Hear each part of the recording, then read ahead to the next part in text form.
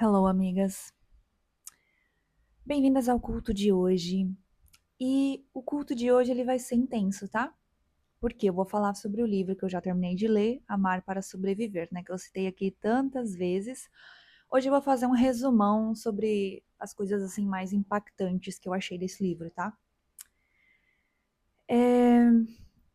Para muita gente pode ser muito intenso, tá? Tem gente que acha esse livro bastante pesado. Eu não achei, é pesado, mas eu não achei assim, porque para mim, como eu já estava assim nesse processo já tô nesse processo de descentralizar, de questionar o patriarcado, o livro só me deu respostas que eu estava buscando, então para mim foi uma leitura fantástica, tá? Então assim, a gente vai explorar aqui, né, através das teorias do livro, das explicações do livro, o porquê que as mulheres vivem o amor da forma como elas vivem, né? E por que as mulheres amam os homens da maneira como elas amam.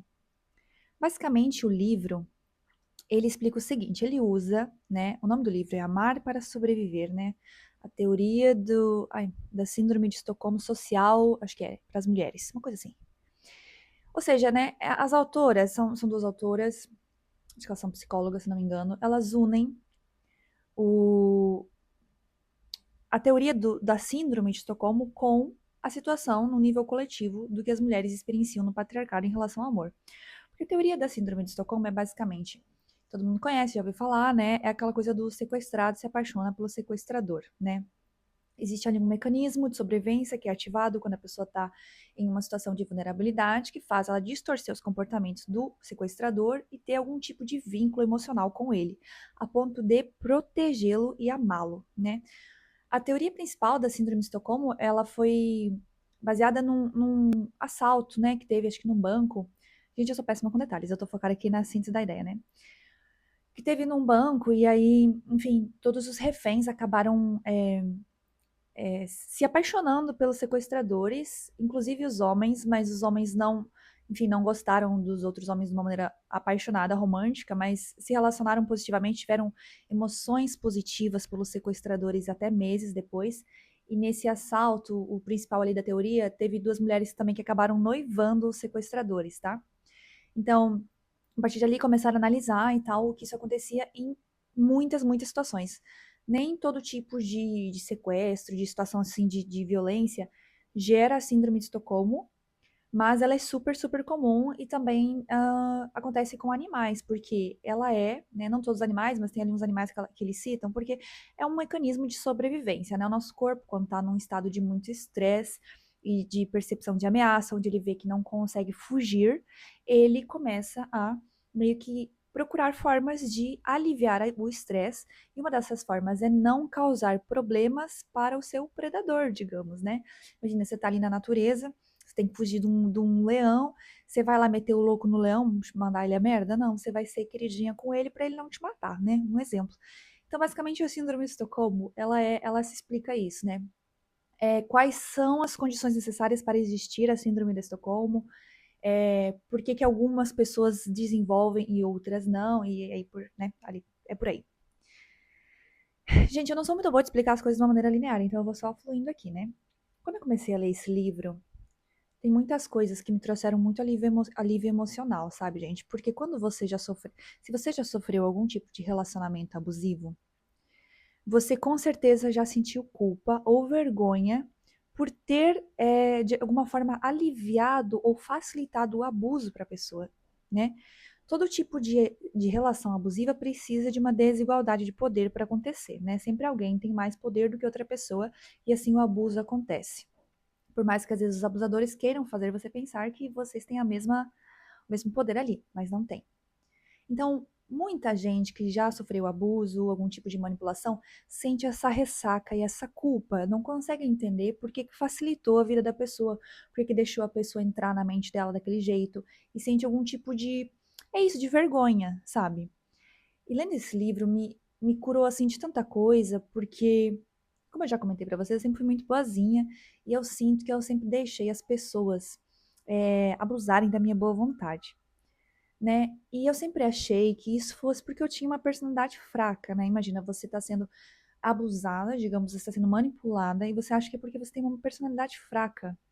Sendo que a síndrome de Estocolmo elas explicam isso, não acontece, não é uma falha de personalidade. Qualquer pessoa pode ter a síndrome do Estocolmo porque ela é um mecanismo de sobrevivência do seu corpo.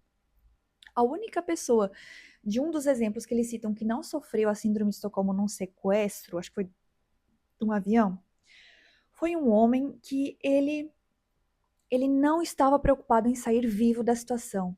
Ele não estava preocupado em sair vivo da situação, acho que era um sequestro de avião, ele começou a tirar fotos, não sei o quê. Era o único que não desenvolveu um sentimento positivo pelos sequestradores, porque ele não estava afim de sair vivo. Então aí vem aí uma das explicações do quando uma pessoa não sofre com a síndrome de Estocolmo é porque ela também não quer sobreviver. Ou seja, todo mundo que quer sobreviver acaba desenvolvendo os traços da síndrome, tá? Já vou elaborar um pouco mais sobre isso aqui, tá, gente? Tô dando a introdução. Enfim, ler esse livro me trouxe uma paz porque eu entendi que muito das manipulações que eu aceitei, né, foi porque eu fazia esse tipo de distorção da síndrome do Estocolmo. Eu queria me proteger, então eu enxergava a pessoa que estava me manipulando de uma forma positiva, porque eu queria sair daquela, né, daquela situação bem. E eu nem tô falando de situações assim grandiosas, sabe, gente? Tipo de grandes abusos, mas tô falando de relações assim, entre amigos e tudo mais, no qual eu me sentia sem poder e sem autonomia, então eu deixava ali algumas pessoas, tipo, falarem e me tratarem como elas quisessem, e ainda romantizava isso como uma forma de me proteger emocionalmente da situação, sabe? Basicamente, a síndrome do Estocolmo é isso, né? Você desenvolve sentimentos positivos porque você está em estado de sobrevivência e a sua mente distorce os comportamentos do sequestrador, fazendo você ter uma visão mais positiva dele, mais benéfica, mais bondosa, porque assim você evita retaliação, você evita punição. Então, esse foi o primeiro ponto, assim, eu falei, cara, existe uma explicação pra isso, né? Tanta gente sofre abuso e se sente culpada, né, gente? Cara, abuso é uma situação que, né, tá numa situação, assim, de desigualdade de poder, em uma relação abusiva com alguém, é uma coisa que é muito, muito difícil de reconhecer, de conseguir sair, porque realmente o seu cérebro, ele luta contra você, ele faz também você sentir que você tem menos poder, porque caso você use a sua raiva e a sua revolta, né, e a gente já vai linkar isso com assuntos maiores, caso você use a sua raiva, a sua revolta contra a pessoa, você corre algum tipo de risco, ou o seu cérebro, dado o seu condicionamento, faz você achar que você corre algum tipo de risco, né? Então, quantas vezes a gente vê mulheres em situações de relações abusivas, e eu vou citar aqui exemplos onde não exista vulnerabilidade social, tá? Eu não tô falando de ameaça, de perseguição, ameaça, dependência financeira, não. Mas você vê que mulheres às vezes teriam todo, né, tem tantas que teriam todo o poder para conseguir sair dessa relação, mas elas não conseguem porque de alguma forma elas sentem que estão em risco, né? E esse risco dentro dessas relações hétero, né, de mulheres com homens, eles são simbólicos, né? Porque aí a gente vai entrar no que as autoras, né, como as autoras conectam a síndrome de Estocolmo com o patriarcado, com a misoginia, né? Com o medo das mulheres, com o medo que as mulheres sentem dos homens, né? Então, assim, vamos já começar, né? Então, as autoras explicam ali no livro, elas passam um bom tempo explicando o que é a síndrome de Estocolmo. Tem algumas condições que precisam existir para ser considerada, né, a síndrome de Estocolmo, como por exemplo, né, ó, percepção de ameaça à sobrevivência, né? A vítima precisa sentir que a sua vida ou segurança está em risco. Pode ser real ou simbólico, né? Depois, demonstrações de bondades ocasionais por parte do agressor, e daí a vítima acaba por ter um sentimento de confusão emocional, né? Tipo, como uma pessoa que tá me ameaçando, que tá me manipulando, de repente é tão bondosa comigo, e aquela bondade é distorcida completamente pelo cérebro, tá? Depois, um outro fator da síndrome de Estocolmo é a pessoa, ela está isolada de outras perspectivas, então, tipo, mulheres dentro de relacionamentos abusivos, né, que não têm acesso a outras perspectivas, então não tem amigas, não tem rede de apoio, e o homem ali, a relação toda a visão dela sobre a vida, né? E a outra condição é a percepção de impossibilidade de fuga, ou seja, a mulher sente que ela não consegue sair da relação e que se ela sair, alguma coisa vai acontecer, né? Como eu disse, nem sempre são situações de dependência financeira, ou às vezes, gente, é emocional mesmo, é tipo, se eu terminar essa relação, minha vida acabou, se eu terminar essa relação, minha vida não faz sentido. Então, basicamente, são essas as condições para existir a síndrome de Estocolmo, e o que as autoras fazem, né? Então tá, vamos lá. A síndrome de Estocolmo acontece, né, nessas situações de vulnerabilidade social. Você tem medo de alguém e o seu corpo começa a se defender desse medo, distorcendo e amando o seu inimigo, né? Se no patriarcado as mulheres nascem, né, desde que nascem, elas enxergam violência, elas têm medo dos homens, elas já são assediadas desde criança, elas vivem numa sociedade extremamente violenta, né? A gente já cresce ali com vários exemplos dessa violência, desse abuso, desse controle, dessa dominação. Então, consequentemente, o nosso subconsciente entendendo que os homens são algum tipo de ameaça à nossa sobrevivência e nós precisamos deles também para sermos aceitas socialmente, né? Arruma um namoradinho, nossa, você ainda tá solteira, né? Você tá sozinha, que estranho, vai ficar pra titia. Ai, você conseguiu um namorado, que lindo, você conquistou muita coisa, segura esse homem, né? Então, vai criando no nosso subconsciente uma necessidade de ter esse amor dos homens, porque a gente se sente insegura caso não tenha. E isso pode ser consciente ou não, tá? A maioria das vezes é inconsciente, né, gente? Então, assim, imagina, você cresce com isso e de repente você se torna uma mulher que é obcecada e se apaixona por qualquer homem que demonstre algum tipo de atenção, por qualquer homem que demonstre algum tipo de cuidado, tá? Então você nasce com esse senso de que você precisa da proteção desses homens, porque o mundo é um lugar horrível, né? Então você quer ser amada e quer ser protegida por esses homens. Então a mulher hétero, ela geralmente desenvolve o quê? Uma heterossexualidade compulsória. E aí esse termo heterossexualidade compulsória é muito tricky porque as pessoas interpretam errado. E as autoras fazem uma nota muito importante. Gente, heterossexualidade compulsória, ou seja, as mulheres serem socializadas para se relacionar compulsivamente com os homens, né? Muitas delas, às vezes, descobrindo que são lésbicas com 40 anos, 50 anos. Gente, isso não é sobre todas as mulheres, digamos, não serem héteros ou ninguém ser hétero e tudo ser forçado. Não é sobre isso. O fato é, a maneira como as mulheres héteros vivem a sua sexualidade, a sua busca por romance, ela é totalmente desregulada, desesperada e ansiosa porque nós vivemos no patriarcado. Se a gente não vivesse no patriarcado, as mulheres ainda, né, muitas delas se interessariam sexualmente por homens, porque faz parte da sexualidade humana, mas não seria dessa forma desesperada, angustiante, alienante e perigosa que é hoje em dia. Então, assim, vamos esclarecer isso, né? Quando as autoras falam sobre esse desespero das mulheres pelo amor dos homens, não é porque isso não exista atração ou sei lá, e seja tudo uma forçação de barra, não. É porque a maneira como é vivido isso na sociedade é extremamente doentio. O amor romântico é doentio, tá? O amor romântico, esse desespero por ser amada, não existe porque é natural. Não, nós somos animais, nós temos instintos, nós temos libido e é ok. Mas a maneira como a gente interpreta, como a gente vivencia, como a gente é condicionada para viver isso é extremamente doentia por causa do patriarcado e por causa da obsessão pelo amor romântico que aliena as mulheres, tá?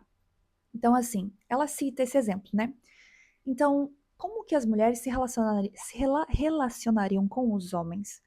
Como as mulheres amariam os homens? Como as mulheres se interessariam pelos homens caso não existisse na nossa mente, nosso subconsciente, esse entendimento de que os homens têm poder sobre nós, os homens têm valor, os homens dão valor à nossa existência? Será que a gente seria tão lover girl assim? Será que a gente seria tão intensa, apaixonada e devota assim se a gente não vivesse no patriarcado? Ah, porque a gente fala que a gente ama muito, que a gente é intensa, né? Mas a gente é assim intensa com todo mundo ou só com homens, né? Como seria esse amor? Realmente isso é um questionamento tão profundo, gente, porque até mesmo, né, cara, e aí assim, gente, tem uma parte que ela fala muito sobre sexo e é muito potente, é muito foda, porque ela fala que o amor erótico, né, o erotismo, o desejo sexual para as mulheres, quando elas estão conquistando e seduzindo o homem, é o único momento onde elas se sentem realmente sob controle. E é o único momento que elas sentem que elas estão tendo algum tipo de influência. Então, a conquista amorosa, o ser desejada sexualmente para a mulher, é um dos únicos momentos onde ela se sente realmente autônoma. E eu fiquei pensando muito sobre isso, e elas falam sobre isso como algo que é um mecanismo de defesa, né? De novo, isso não quer dizer que toda a sexualidade feminina seja sobre isso, mas que existe sim. Na mulher, a nossa libido é muito voltada também como uma forma de sobreviver, né? E aí eu quero te entrar aqui no assunto, né? Eu quero que você reflita quantas vezes você já não se relacionou, não transou com um homem só pra deixar ele mais calmo, ou só pra ele gostar mais de você, ou só pra a relação ficar melhor. Quantas vezes você não acha que a sua libido ela existiu em certo momento como uma forma de lidar ou diminuir o estresse de alguma situação? Fica aí o questionamento, tá? Pode parecer muito radical, pode parecer muito intenso, mas leiam um livro com mais profundidade que vocês vão entender, né? Então, assim, as autoras vão elaborando esse assunto, né, da heterossexualidade das mulheres, as mulheres se apaixonam pelos homens porque ela é uma forma de sobreviver, e se o mundo não fosse assim, talvez a gente não gostasse tanto assim dos homens, a gente teria uma visão mais lúcida dos homens, né? E é por isso, gente, que quando você começa a entrar no seu processo de descentralização do amor romântico dos homens, vou até tomar uma aguinha aqui, com licença. Eu hablei muito agora. Quando você começa a entrar nesse processo, gente, é natural você perder a vontade de se apaixonar. As pessoas ficam, ai, mas eu não vou me apaixonar mais, eu não vou, não sei. Não é que você nunca mais vai, mas você entende o que é o mecanismo do apaixonamento? É uma entrega total da sua mente e do seu corpo a uma pessoa que você mal conhece. Você se apaixona pelos seus amigos? Imagina você conhecer um amigo, em 2 semanas morar com ele. Fica também aí o questionamento, né? A paixão, essa coisa assim tão, ai, porque a paixão, não vou mais viver paixões, é tão bom. Mas por que é tão bom pra você? E você acha que os homens vivem a paixão da mesma forma que você vive? Alguns podem até ser que vivem, mas ainda assim eles vão sair menos prejudicados do que você. Então também existe um negócio da desromantização da paixão que você vai acabar tendo quando lê o livro. E não se preocupe que a sua vida não vai ficar horrível, não. Tá tudo bem, tá? A vida não vai acabar porque você vai desromantizar homens, tá? Ai, ai. Deixa eu pegar os pontos aqui, gente. Peraí. Então, assim. Ah, tá. Aí as mulheres, né, se apaixonam, entram nos relacionamentos românticos, mas assim, ali começou o sequestro. Você se apaixonou, você entrou no relacionamento romântico. Sequestro. O que acontece? O sequestrador, ele não quer o seu bem, né? Ele não se importa com você. Você é uma vítima, ele tem um outro meio, ele tem um outro objetivo, um outro fim, né? Você é um meio para um fim, né? Ele quer um prêmio, você é um meio para esse prêmio. Então, no caso dos homens, né, vamos considerar aqui os homens patriarcados se relacionam com as mulheres para receber benefícios sexuais, trabalho doméstico, apoio emocional e tudo mais, né? Melhorar a vida deles no geral, né? Então, eles têm esse objetivo, né? Aí, nesse meio tempo, né? Quando eles percebem que você está sob controle deles, eles começam a esfriar e cagar na sua cabeça. E começa aquela coisa toda que todo relacionamento tem, né? Que é, começa a negligência, começa a se afastar, começa a ficar estranho, ou trai, ou sei lá. Enfim. O que isso ativa em você? Medo. Porque agora, o seu corpo, o seu sistema nervoso, o seu subconsciente começa a se sentir ameaçada. Porque se esse homem está demonstrando sinais de que vai te abandonar, você começa a se sentir insegura. E vamos lá para dois extremos, né? Eu citei o exemplo da negligência, porque eu sinto que o exemplo da violência doméstica todo mundo já tá meio cagado de saber, né? Mas vamos voltar, né? Vamos falar sobre isso de novo. Ou esse homem se torna agressivo com você e te pune e te culpa, ou ele se torna negligente, né? Duas faces da mesma moeda, nas duas ele não gosta de você, né? São só formas diferentes de violência. Então você começa a entrar no estado de sobrevivência e você começa a ficar com medo, começa a mudar seu comportamento. E aí esse homem ele faz as merdas dele e um dia ele faz uma coisa legal. Quando ele faz uma coisa legal, o seu cérebro já distorce aquela coisa legal como se fosse a coisa mais legal do mundo. Porque você está em estado de sobrevivência, então você distorce o comportamento dele. A coisa que mais acontece no mundo em relacionamentos românticos entre homens e mulheres é as mulheres distorcerem comportamentos dos homens, achando que o mínimo da decência deles é um grande ato de bondade, né? Então, assim, nosso cérebro tá aí, todo cagado no patriarcado, e a gente distorce tudo, tudo, tudo, tudo. Enfim, esse é um dos pontos, né?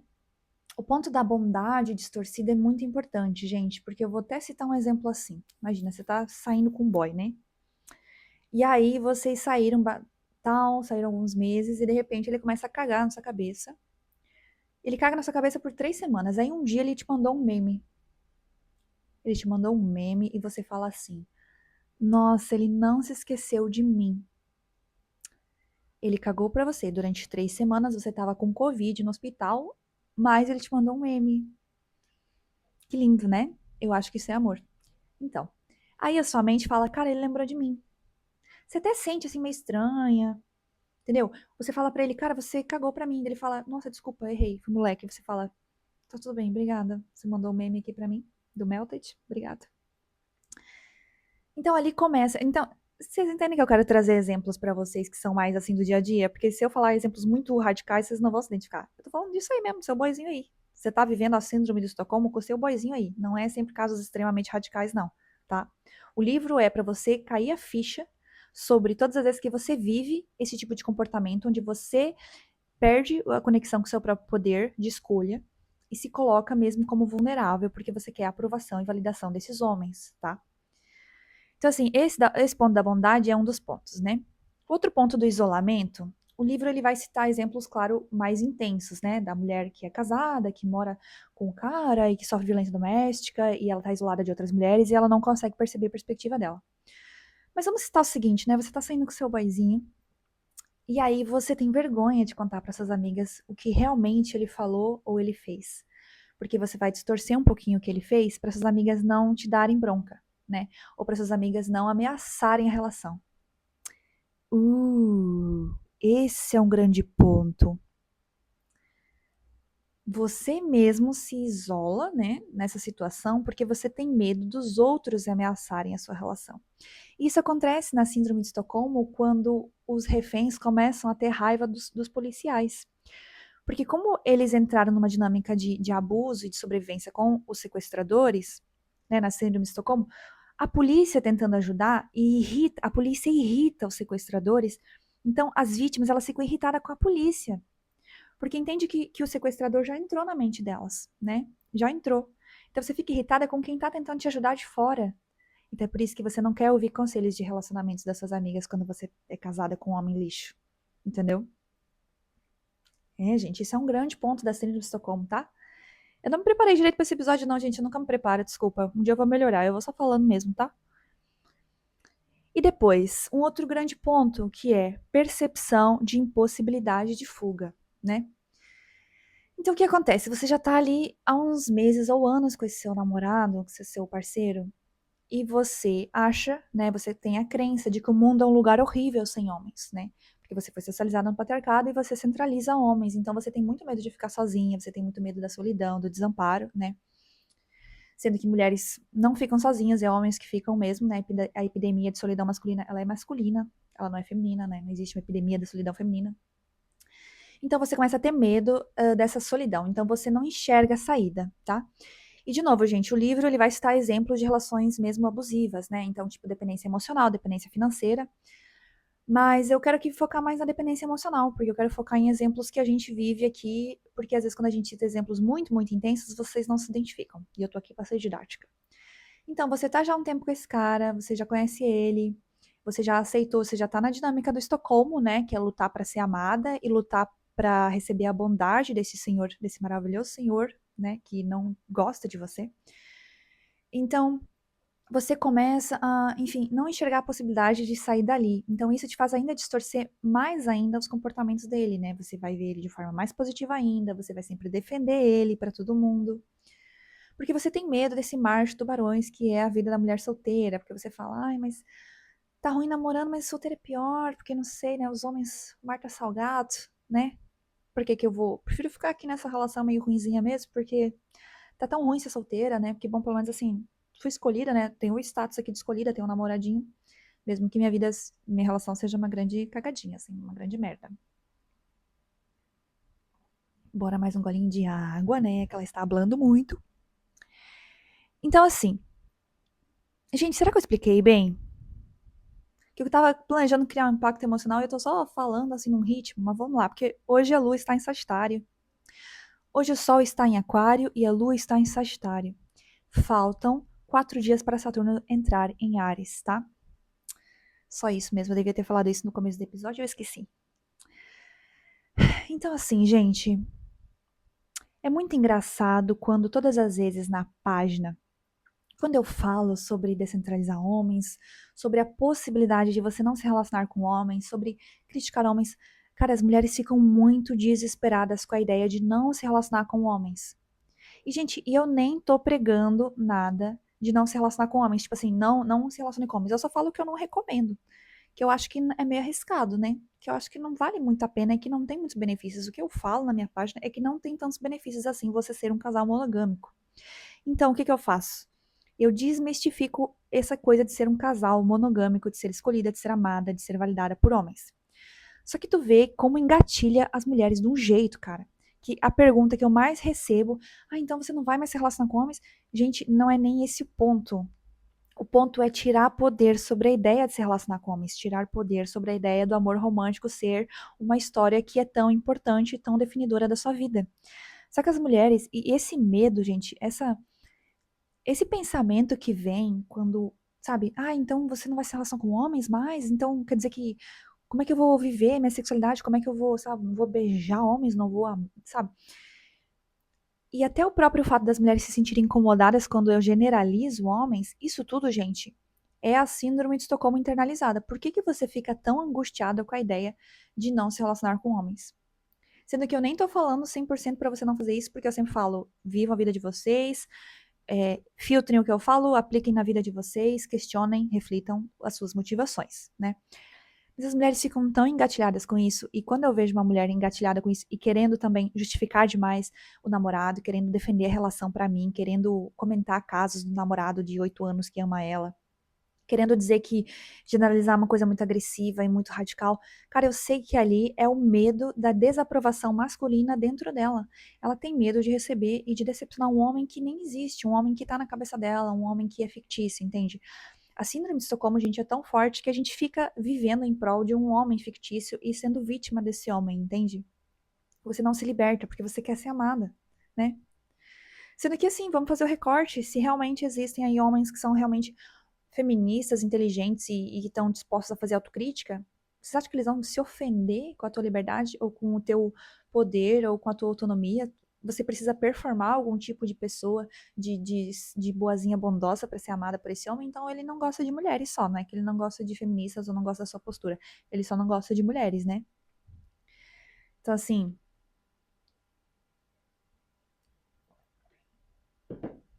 esse livro explica muita coisa, gente. Eu tô falando aqui de uma maneira tão superficial, mas assim, até assim, acho que uns 30% do livro é focado na síndrome de Estocolmo. Explica vários detalhes. Tem ainda muito mais detalhes que eu não vou falar aqui, porque eu não escrevo roteiro, que eu sou preguiçosa, mas tem coisas muito mais interessantes. O livro tá esgotado por enquanto, mas ele vai ser impresso de novo e vendido em e-book de novo pela editora Cassandra, que eu perguntei pra eles, porque eu gosto tanto de indicar esse livro e não tem, né?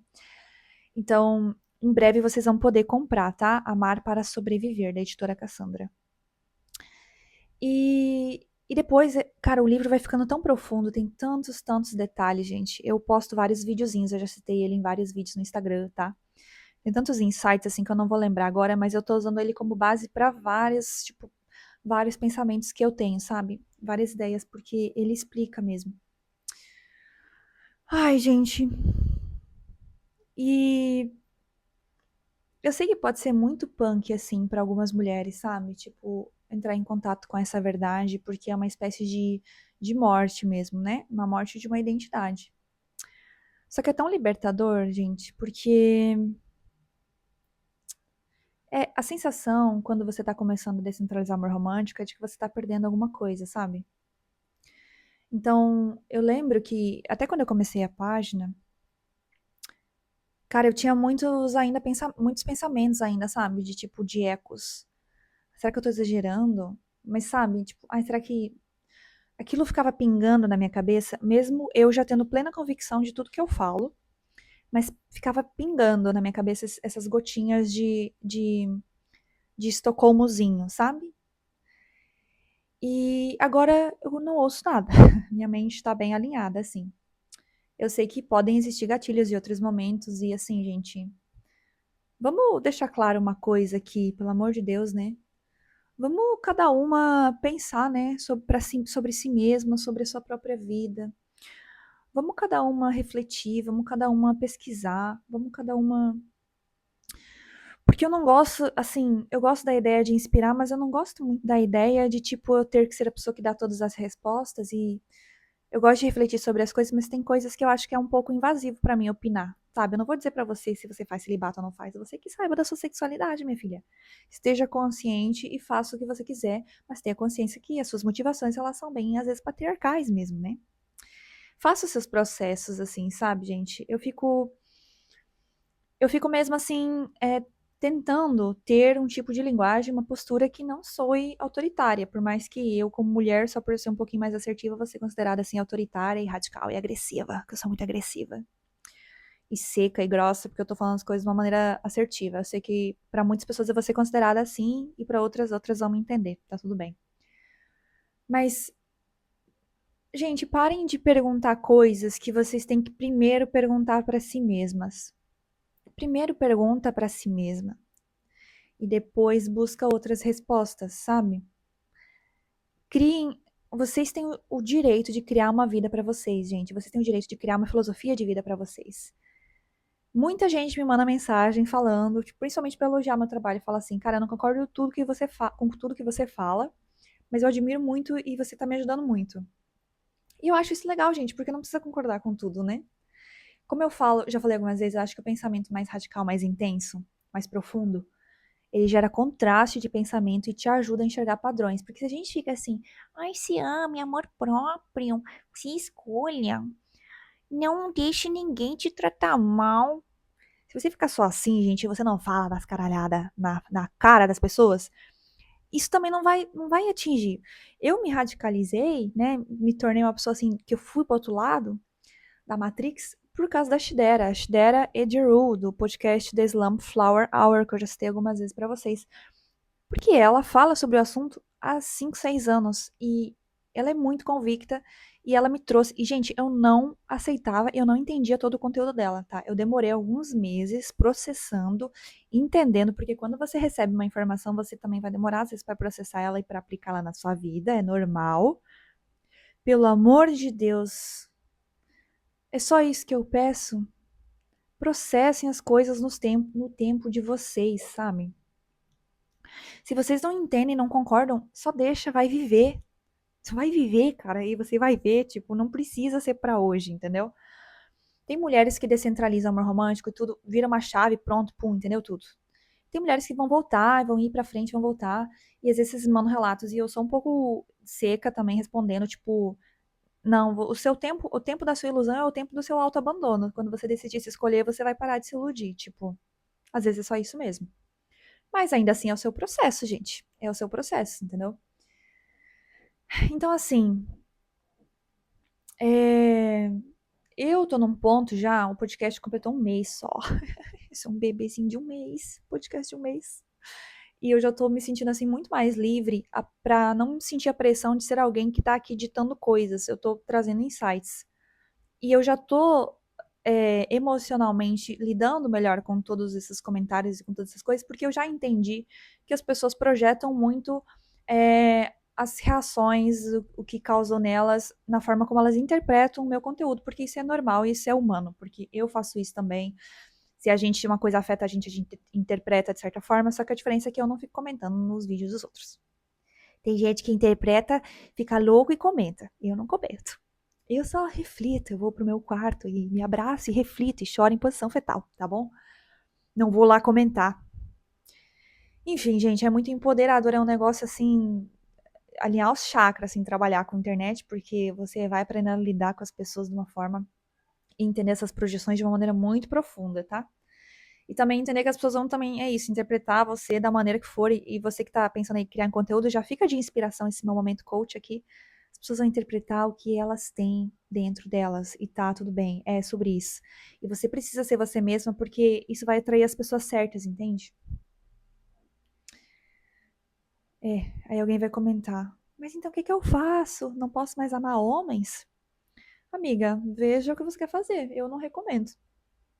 Porque você acha que você É que tá, gente. O que é não amar homens, né? Que eu falo. Não ame dessa maneira esquizofrênica, patriarcal. Se você vai se relacionar com homens, você precisa ter uma visão mais materialista. E materialista, eu nem tô falando de material capitalismo, dinheiro. Tô falando materialista de fatos, né? O que está acontecendo na matéria? Existe ação e reação? Existe reciprocidade ou existe só você lutando? Lutando, se desgraçando a cabeça para um homem gostar de você. Ele não faz nada, ele só existe. Vocês só transam. Ai, o sexo é bom. Isso é amor. Ele não se interessa por você, nem pela sua saúde, nem pelo seu bem-estar, nem por nada. Te manda um meme a cada 15 dias e você, que sorte grande, encontrei o amor. É esse que é o problema. Então vamos lá.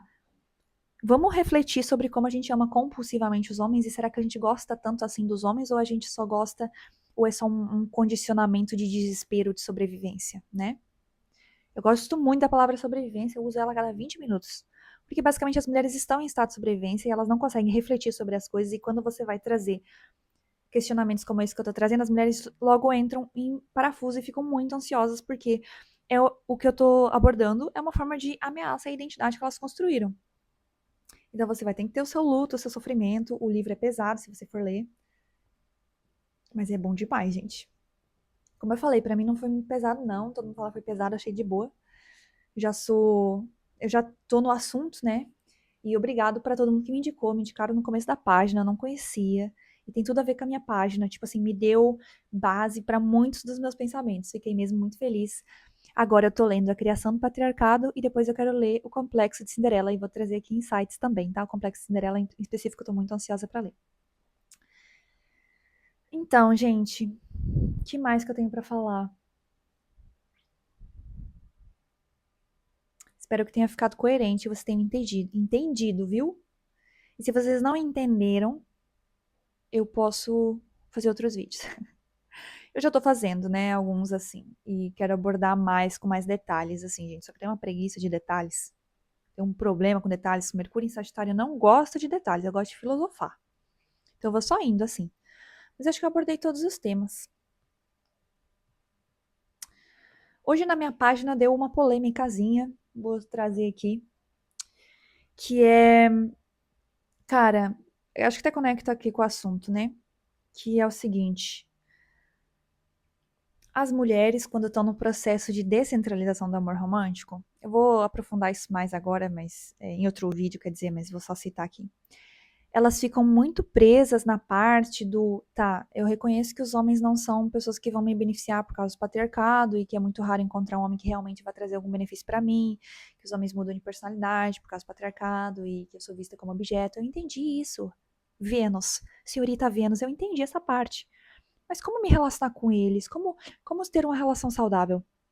Quando a pessoa faz essa pergunta, eu entendo porque eu tive esse processo, eu tive um tempinho nesse processo, entendendo essas perguntas, por que eu tinha tanto esse questionamento.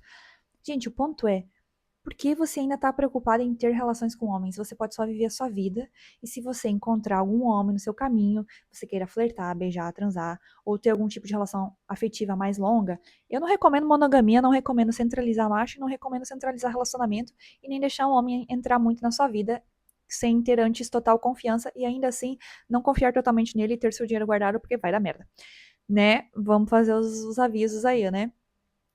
Mas, tipo, não precisa ser uma preocupação tão grande, gente. A gente fica um pouco presa nisso. Eu entendo, porque a nossa mente, ela quer substituir uma coisa pela outra, né? Então, se eu não vou centralizar amor romântico, vou centralizar, então, relações saudáveis. Não, amiga. Continua sendo amor romântico. Não precisa se esforçar tanto. O foco é, você não precisa se esforçar tanto pra estar numa relação. Você é mulher. Você entendeu que não tá legal centralizar relacionamentos românticos. E aí você tá desconstruindo, mas o seu cérebro continua desejando estar em relações românticas, mas de outras formas. E é por isso que tanto não monogâmico é extremamente dependente emocional, só que em vez de uma pessoa é de cinco. Que não desconstrói a ideia de interindependência, de autossuficiência, de que é o que é construir afeto e amizades verdadeiras sem centralizar amor romântico, né? Que as pessoas falam, então, poliamor. Gente, tudo isso são conversas válidas. Eu acho que a não monogamia e o poliamor funciona mais entre as mulheres, porque homens são homens, mesmo não monogâmicos, não são pessoas iluminadas, tá? Não aconteceu de iluminação, não. Nirvana, não. Então as pessoas continuam focando em como ter relações de casais. Por isso, gente, por favor, sigam a Adriana Ventura no Instagram, que ela tem o livro da Síndrome Masculina, porque eu acho que ela e eu não sei se tem mais algumas pessoas, são as pessoas que mais abordam de uma forma direta essa coisa de não precisar viver em casal. Porque a maior parte das criadoras de conteúdo ainda fala sobre isso de uma maneira ainda com um pouco de medo de ir contra a ideia de casal, tá? Porque ainda tem um medinho ali, mas tudo bem, faz parte. Mas não precisa, gente. Tá tudo bem. Você não precisa ficar tão preocupada com isso. Como que você vai se relacionar com homens, amiga? Vive a tua vida. O objetivo é você pensar no que você quer fazer da sua vida. Você quer viver o quê, sabe? Por que que você está tão preocupada se você vai transar assim ou transar assado, se vai ser casual, se não vai ser. Meu Deus, só vive a tua vida. Vive a tua vida sem focar nisso. Isso é descentralizar. E aí hoje na página rolou muito essa questão, que tipo, cara, tem muito. Eu recebo muito. Mais um golinho de água aqui, momento café filosófico, peraí.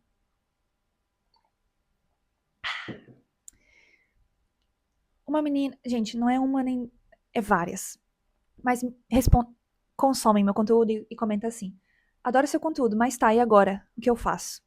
Adoro seu conteúdo, mas tá, e agora? Como me relaciono com homens? E eu entendo a pergunta, mas eu também acho que às vezes é um pouquinho de falta de autoconhecimento, gente, porque nem tudo eu vou responder. Eu não tenho um modelo pra vocês. Eu sou não monogâmica politicamente, ou seja, né? Eu não quero substituir a monogamia por um relacionamento aberto, porque eu tentei fazer isso no passado e não é revolucionário. Mas faça o que você quiser, sabe? De novo, eu não tô aqui fazendo a resposta, não tô dando a resposta pra vocês. A Shidera do The Slum Flower Hour foca muito na questão financeira, tipo, só se relacionem com homens por dinheiro, mas, tipo, eu sou latina, eu acho que a gente nem tem dinheiro, entendeu? Então, né, a gente vive no Brasil, né, minha filha, a gente nem tem dinheiro, então não é muito. Eu acho que isso é uma conversa que cabe pra algumas situações. Então, eu nem tô aqui dizendo como você tem que se relacionar com homens, eu tô aqui pra te libertar da necessidade de. E mais um adendo, se você for uma pessoa LGBT, se você for um homem gay, se você for uma mulher lésbica ou bi, enfim, eu acho que você consegue tirar muito proveito do meu conteúdo e adaptar a sua existência, porque as mulheres lésbicas também são extremamente desesperadas pelo amor romântico e a personalidade da maioria delas é os relacionamentos, que elas não têm outra personalidade. A mulher, uma mulher que tem o condicionamento do amor romântico se relacionando com outra mulher que tem o condicionamento do amor romântico é duas desesperadas esquizofrênicas pelo amor, pela salvação e entrando em relacionamento abusivo. Não vamos romantizar que vocês falam, ai, vou virar lésbica. Amigo, amor romântico é uma merda pra todo mundo.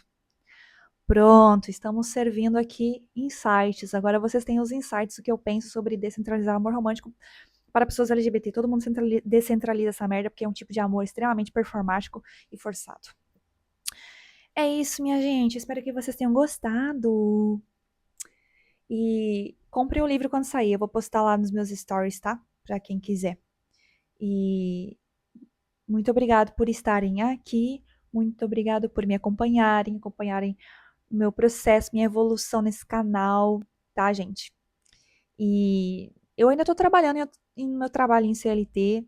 Falta um mês e meio, mas depois eu vou ter mais tempo e eu vou me dedicar full time para os meus atendimentos de astrologia, tá, gente? Desculpa, eu demoro para atender, eu demoro para entregar mapa porque eu trabalho ainda, é 8 horas por dia, né?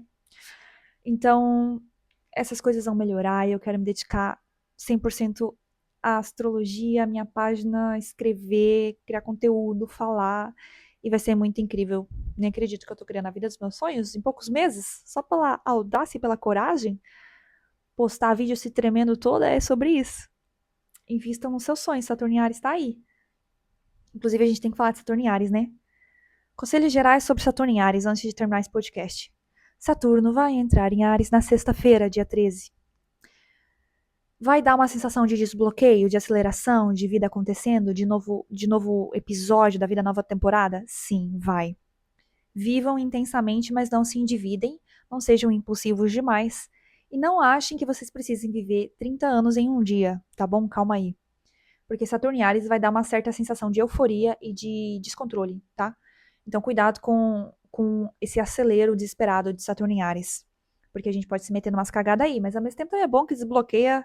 Quem tiver muito cagado, muito lerdo, muito cansado na vida, vai sentir um ânimo, tá bom? Vai ser bom, tá? Vai ser uma coisa meio maluca, boa. A nível coletivo vai ser louco, demais. Saturno em Ares, Tem um tonzinho de guerra, um tonzinho de homem ficando louco? Tem. Mas tem um tonzinho também de mulher ficando louca. E aí é nosso momento de reparação histórica, né? Então é isso, gente. Para mais previsões astrológicas, link, link na minha bio lá do Instagram. Tem um formulário para ser atendido por mim, mas eu só vou conseguir atender você por abril, tá bom, gente? Porque eu estou com bastante gente para atender. Muito obrigada de novamente, viu? Espero que vocês tenham gostado. Comentem, compartilhem, mandem para suas amigas. Espero que eu tenha explicado bem. E é isso, gente. Fiquem bem, viu?